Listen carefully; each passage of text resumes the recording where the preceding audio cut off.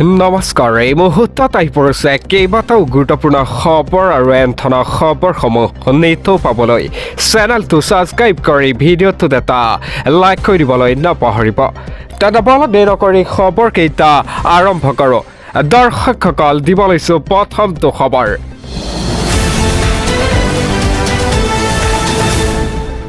যিকোনো মুহূৰ্তত এতিয়া কাল ৰূপ ধাৰণ কৰিব পাৰে বতৰে।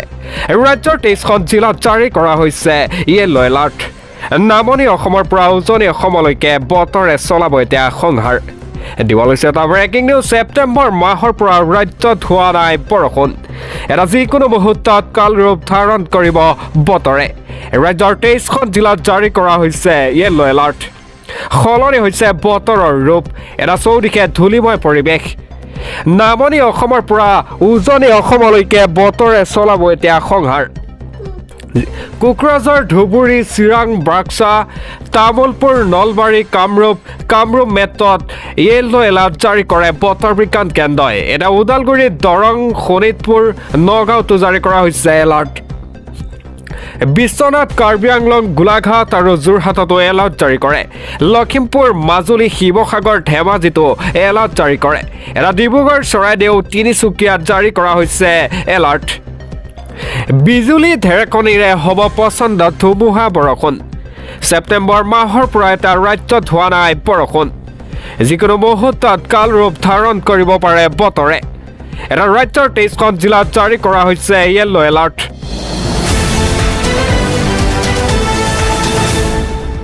পৰৱৰ্তী খবৰ। আৰু মাত্ৰ কেইটামান ঘণ্টাৰ অপেক্ষা।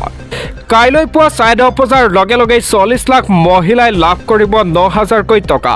ডিবিটিৰ যোগে লাভ কৰিব এতিয়া মহিলাসকলে এই ধন।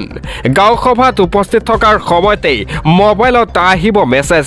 দিব লৈছে এটা ব্ৰেকিং নিউজ। আৰু মাত্ৰ কেইটামান ঘণ্টাৰ অপেক্ষা। কাইলৈ পুৱা 10:30 বজাৰ লগে লগেই 40 লাখ মহিলাৰ একাউণ্টত সোমাব 9,000কৈ টকা। গাঁও সভাত উপস্থিত থকাৰ সময়তেই মোবাইলত আহিব মেছেজ। ডিবিটিৰ যোগে লাভ কৰিব এতিয়া মহিলাসকলে এই ধন। 10 মাৰ্চৰ পৰা 10:30 বজাৰ লগে লগেই লাভ কৰিব এই ধনৰাশি। পৰৱৰ্তী খবৰ। এটা ব্ৰেকিং নিউজ আহি পৰিছে। পবিত্ৰ ৰমজান মাহতেই বহিৰাজ্যৰ পৰা আহিল এটা দুখ খবৰ। ৰোজাৰ মাহতেই খুৰশ্বিদ আলমৰ সৈতে সংঘটিত হ'ল কৰুণ ঘটনা। দিব লৈছে এটা ব্ৰেকিং নিউজ। পবিত্ৰ ৰমজান মাহতেই বহিৰাজ্যৰ পৰা আহিল এটা বেয়া খবৰ। ৰোজাৰ মাহতেই খুৰশ্বিদ আলমৰ সৈতে সংঘটিত হ'ল কৰুণ ঘটনা। পুনৰ বহিৰাজ্যত অসমৰ যুৱকৰ ৰহস্যজনক মৃত্যু। গোৱালপাৰা কৃষ্ণায়ৰ খুৰশ্বিদ আলম ছিকিউৰিটি গাৰ্ড হিচাপে কৰ্মৰত আছিল হায়দৰাবাদত। এটা সমগ্ৰ ঘটনাত দুৰ্বৃত্ত জড়িত থকাৰ অভিযোগ এতিয়া খুৰশ্বিদ আলমৰ পৰিয়াল লোকৰ। এটা ঘটনাৰ সন্দৰ্ভত আৰক্ষী থানাত এজাহাৰ দাখিল কৰা হয়। এটা ঘটনাৰ তদন্তৰ বাবে হায়দৰাবাদ আৰক্ষীক হেঁচা প্ৰদানৰ দাবী জনাই ৰাইজে।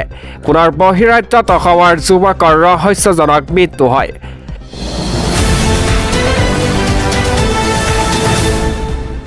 দিব লাগিছোঁ পৰৱৰ্তী খবৰ। উদণ্ড বাইক চালকে সংঘটিত কৰিলে ভয়ংকৰ ঘটনা। পুৱাই ৰাজ্যত এতিয়া উত্তপ্ত পৰিস্থিতি। ৰাজপথলৈ ওলাই আহিল শ শ ৰাইজ। দিব লৈছোঁ এটা গুৰুত্বপূৰ্ণ খবৰ। কলিয়াবৰৰ কুলিডুঙাত ভয়ংকৰ পথ দুৰ্ঘটনা। তীব্ৰবেগী বাইকৰ খুন্দাত উফৰি পৰিল চাইকেল আৰোহী। নলতলিৰ পৰা ধিংখংজুকি ৰাজ্যিক ঘাইপথত এই দুৰ্ঘটনা সংঘটিত হয়। আমবাগান অভিমুখী আছিল চাইকেল আৰোহীজন। বিপৰীত দিশৰ পৰা অহা বাইকে খুন্দিওৱাৰ দৃশ্য বন্দী হৈছে এতিয়া CCTV কেমেৰাত। ঘটনাস্থলীত চুলুং আৰক্ষী উপস্থিত হয়। এটা সংকটজনক অৱস্থাত কলিয়াবৰ মহকুমা অসামৰিক চিকিৎসালয়ত ভৰ্তি কৰা হয় ব্যক্তিগৰাকীক। আহত ব্যক্তিজনৰ কোনো পৰিচয় জানিব পৰা হোৱা নাই। পৰৱৰ্তী খবৰ। চৰকাৰী ঘৰ নোপোৱাসকলৰ বাবে আহি গ'ল এটা ভাল খবৰ। ৰাজ্যত নতুনকৈ আৰু 30 লাখ পৰিয়ালে লাভ কৰিব PMAY ঘৰ। প্ৰস্তুত কৰা হৈছে নতুন হিতাধিকাৰীৰ তালিকা। কোনো দৰিদ্ৰ পৰিয়াল বাদ নপৰে পকী ঘৰ লাভৰ পৰা। চৰকাৰী ঘৰ পাবলৈ আজিয়ে কৰক এই কাম। দিব লৈছে এটা গুৰুত্বপূৰ্ণ খবৰ চৰকাৰী ঘৰ নোপোৱাসকলৰ বাবে আহি গ'ল এটা ভাল খবৰ ৰাজ্যত নতুনকৈ আৰু 30 লাখ পৰিয়ালে লাভ কৰিব PMAY ঘৰ নতুনকৈ আৰু 30 লাখ মানুহে কৰিছে জিঅ' টেগিং এটা প্ৰস্তুত কৰিব নতুন হিতাধিকাৰীৰ তালিকা কোনো দৰিদ্ৰ পৰিয়াল বাদ নপৰে এই পকী ঘৰ লাভৰ পৰা মুখ্যমন্ত্ৰী ডক্টৰ হিমন্ত বিশ্ব শৰ্মাই কৰিলে ডাঙৰ ঘোষণা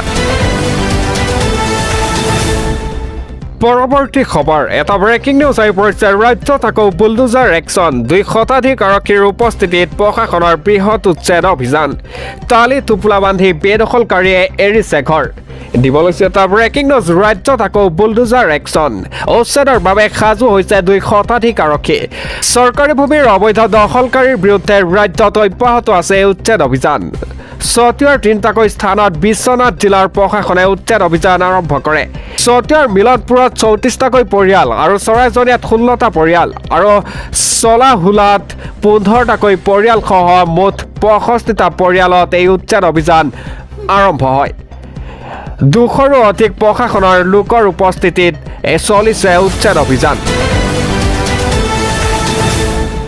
পৰৱৰ্তী খবৰ ইজনৰ পিছত সিজন কংগ্ৰেছৰ নেতাই দল ত্যাগ কৰে এটা ৰাজীৱ ভৱনত হাহাকাৰ পৰিৱেশ সৃষ্টি হয় কংগ্ৰেছ নেতা ৰাতুল কলিতাই বিজেপিত যোগদানৰ পিছতেই APCCৰ সভাপতিৰ বিৰুদ্ধে ডাঙৰ মন্তব্য কৰে সবিশেষ জনাইছো আপোনালোকক কংগ্ৰেছত অব্যাহত দল ত্যাগৰ ধুমুহা এইজনৰ পিছত সিজনৰ দল ত্যাগ নলবাৰীত বিজেপিৰ বিশাল যোগদান কাৰ্যসূচী কংগ্ৰেছৰ জ্যেষ্ঠ মুখপাত্ৰ ৰাতুল কলিতাসহ শতাধিক কংগ্ৰেছীৰ বিজেপিত যোগদান কৰে মন্ত্ৰী জয়ন্ত মল্ল বৰুৱাৰ নেতৃত্বত এই যোগদান কাৰ্যসূচী ৰাজীৱ ভৱনত তেতিয়া হাহাকাৰ পৰিস্থিতি বিজেপিত যোগদান কৰিয়েই বিজেপি জিন্দাবাদ ধ্বনি দিয়ে ৰাতুল কলিতাই এটা গৌৰৱ গগৈ আৰু ৰকিবুলৰ বিৰুদ্ধে উত্থাপন কৰিলে বহুকেইটা অভিযোগ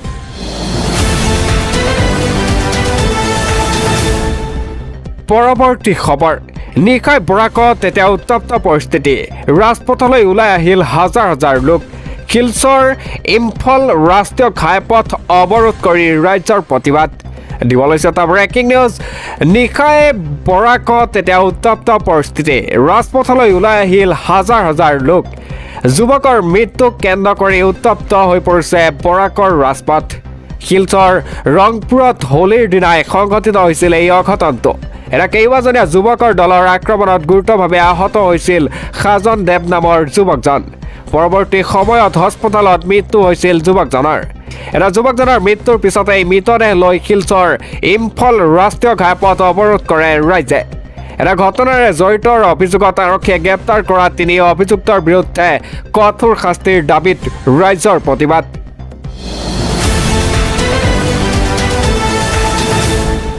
পৰৱৰ্তী খবৰ গৌৰৱ গগৈ আৰু ৰকিবুলৰ বাবেই নহল মিত্ৰতা অখিল গগৈ মিত্ৰতা ভংগ হ'ল কংগ্ৰেছ আৰু ৰাইজৰ দলৰ নিৰ্বাচনৰ পূৰ্বে অখিল গগৈয়ে ৰাজ্যক জনালে কংগ্ৰেছৰ সৈতে মিত্ৰতা ভংগৰ কথা দিব লৈছে এটা ব্ৰেকিং নিউজ মিত্ৰতা ভংগ হ'ল এতিয়া কংগ্ৰেছ আৰু ৰাইজৰ দলৰ নিৰ্বাচনৰ পূৰ্বে অখিল গগৈয়ে ৰাজ্যক জনালে কংগ্ৰেছৰ সৈতে মিত্ৰতাৰ ভংগৰ কথা অখিল গগৈয়ে কংগ্ৰেছলৈ দিয়া পত্ৰৰ উত্তৰেই নিদিলে কংগ্ৰেছে এটা গৌৰৱ গগৈ আৰু ৰকিবুলৰ আকুৰগুজৰ স্থিতিৰ বাবে মিত্ৰতা ভংগ কৰে গৌৰৱ গগৈ বডি লেংগুৱেজে আঘাত কৰিলে আমাক আৰু ৰাইজৰ দলক ধিং সমষ্টি এৰি নিদিলে কংগ্ৰেছে কংগ্ৰেছৰ সৈতে এতিয়া আদৰ্শগত কথা পাতিবলৈ পৰিৱেশেই নাই 2021ৰ দৰে এইবাৰো কংগ্ৰেছে প্ৰতাৰণা কৰিলে আমাৰ সৈতে এই মন্তব্য কৰিছে বিধায়ক অখিল গগৈয়ে ব্যক্তিৰ স্বাৰ্থহে কংগ্ৰেছে সমষ্টি চিনাক্ত কৰিছে মিত্ৰতাৰ ধৰ্মত কংগ্ৰেছে একোৱেই ত্যাগ নকৰিলে